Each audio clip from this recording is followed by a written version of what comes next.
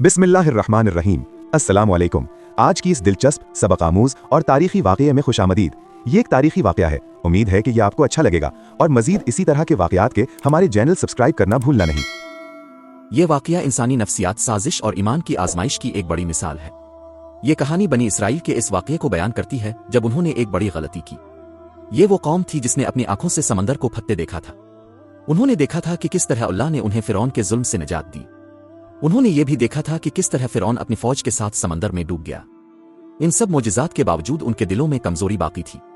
यही कमजोरी बाद में एक बड़े फितना का सबब बनी। बनी इसराइल मिस्र से निकलकर सहराए सीना में पहुंच चुके थे। वहां उन्हें सुकून और हिफाजत हासिल हो गई थी। अल्लाह ताला ने इरादा किया कि अब उन्हें एक मुकम्मल शरीयत दी जाए। इसी मकसद के लिए हज़रत मूसा अलैहिस्सलाम को कुआं तौर पर बुलाया गया। अल्लाह ने हज़रत मूसा अलैहिस्सलाम से 30 रातों का वादा किया। बाद में यह मुद्दत बढ़कर 40 रातें हो गई। हज़रत मूसा अलैहिस्सलाम अपनी कौम को छोड़कर कोतौर की तरफ रवाना हुए। जाने से पहले उन्होंने अपने भाई हज़रत हारून अलैहिस्सलाम को अपना नायब मुकर्रर किया। हज़रत हारून अलैहिस्सलाम भी अल्लाह के नबी थे। हज़रत मूसा अलैहिस्सलाम को यकीन था कि उनकी कौम महफूज रहेगी। लेकिन जैसे ही हज़रत मूसा अलैहिस्सलाम वहां से गए, कौम के अंदर बेचैनी पैदा होना शुरू हो गई। लोग एक दूसरे से सवाल करने लगे, मूसा कहाँ गए हैं? क्या वो वापस आएंगे? क्या वो हमें छोड़कर चले गए हैं? इसी बेचैनी के माहौल में एक शख्स सामने आया। इस शख्स का नाम सामरी था। वो ज़ाहिरी तौर पर बनी इसराइल के साथ था, लेकिन हकीकत में वो एक मक्कार और चालाक आदमी था। इसके दिल में एक खतरनाक मंसूबा छुपा हुआ था। वो चाहता था कि कौम को गुमराह करे और खुद को एक बड़ा लीडर बना ले। जब बनी इसराइल मिस्र से निकले थे तो वो खाली हाथ नहीं आए थे। उन्होंने मिस्री औरतों से बहुत से जेवरात ले लिए थे। कुछ जेवरात उन्होंने उधार के नाम पर लिए थे और कुछ उन्होंने अपने साथ ले आए थे। अब सहरा में उन्हें एहसास हुआ कि ये जेवरात हमारे लिए बोझ हैं। इसी मौके को सामरी ने अपने मंसूबे के लिए इस्तेमाल किया। इसने कौम से कहा कि ये सोना तुम्हारे लिए पाक नहीं है, ये तुम पर बोझ है। इसे एक जगह जमा करो, हम इसे आग में डालकर पाक कर देते हैं। बनी इसराइल पहले ही परेशान थे। उन्होंने सामरी की बात मान ली। एक बड़ी आग जलाई गई। लोग अपने जेवरात इस आग में डालने लगे। औरतों ने अपने हार, कंगन और झुमके इसमें डाल दिए।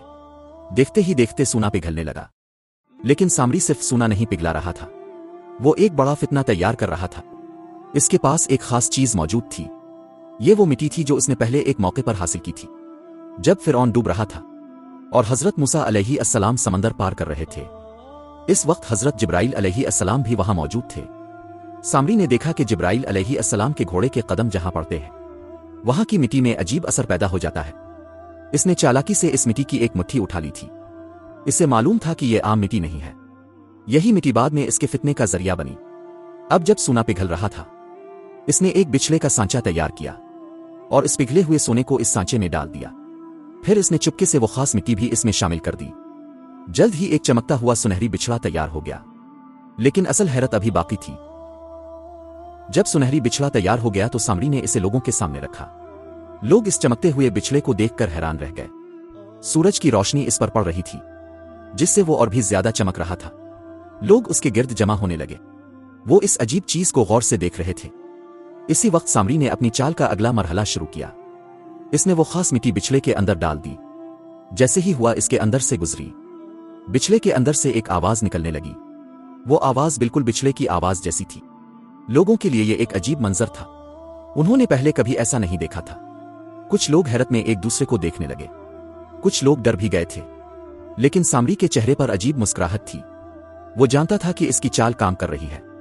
फिर इसने ऊंची आवाज में ऐलान किया, ए बनी इसराइल के लोगों सुनो, ये तुम्हारा माबूद है और यही मूसा का माबूद भी है। लेकिन मूसा इसे छोड़कर कहीं और तलाश करने चले गए हैं। ये अल्फाज सुनकर लोगों के दिलों में शक पैदा हुआ। कुछ लोग फौरन इसकी बातों में आ गए। उन्होंने सोचा शायद यही हकीकत है, क्योंकि बिछड़े से आवाज भी आ रही थी। उन्होंने समझा ये कोई मौजिज़ा है। आहिस्ता आहिस्ता लोग इस बिछड़े के सामने झुकने लगे। कुछ ने इसके सामने सजदा भी करना शुरू कर दिया। ये मंजर देखकर हज़रत हारून अलैहिस्सलाम बहुत परेशान हुए। वो फौरन लोगों के पास आए। उन्होंने लोगों को समझाना शुरू किया, ए मेरी कौम, तुम लोग आजमाए जा रहे हो। ये सिर्फ एक फितना है। तुम्हारा रब सिर्फ अल्लाह है। इसी की इबादत करो और मेरी बात मानो। लेकिन बहुत से लोग उनकी बात सुनने को तैयार नहीं थे। उन्होंने कहा कि हम इसी की इबादत करेंगे जब तक मूसा वापस नहीं आते। हज़रत हारून अलैहिस्सलाम ने बार बार उन्हें रोका, انہوں نے انہیں اللہ کا خوف دلایا، لیکن سامری کی چال بہت مضبوط تھی۔ لوگوں کے دلوں میں پہلے ہی کمزوری موجود تھی، اس لیے وہ جلد گمراہ ہو گئے۔ کچھ مخلص لوگ ضرور تھے جو حضرت ہارون علیہ السلام کے ساتھ کھڑے رہے، لیکن اکثریت بچھڑے کے گرد جمع ہو گئی۔ وہ اس کے سامنے ناچنے اور گانے لگے۔ یہ منظر دیکھ کر حضرت ہارون علیہ السلام بہت غمگین ہوئے۔ وہ جانتے تھے کہ یہ بہت بڑا گناہ ہے اور بہت بڑی نافرمانی ہے، لیکن وہ اس وقت کمزور تھے۔ اگر وہ زبردستی کرتے تو قوم میں لڑائی شروع ہو سکتی تھی، اس لیے انہوں نے صبر کیا اور حضرت موسیٰ علیہ السلام کی واپسی کا انتظار کرنے لگے۔ ادھر کو طور پر حضرت موسیٰ علیہ السلام اللہ سے کلام کر رہے تھے۔ اللہ تعالیٰ نے انہیں تورات عطا کی۔ یہ بنی اسرائیل کے لیے ہدایت کی کتاب تھی۔ اسی دوران اللہ نے حضرت موسیٰ علیہ السلام کو خبر دی کہ اب کی قوم اب کے بعد گمراہ ہو گئی ہے، انہوں نے ایک بچھڑے کو اپنا معبود بنا لیا ہے۔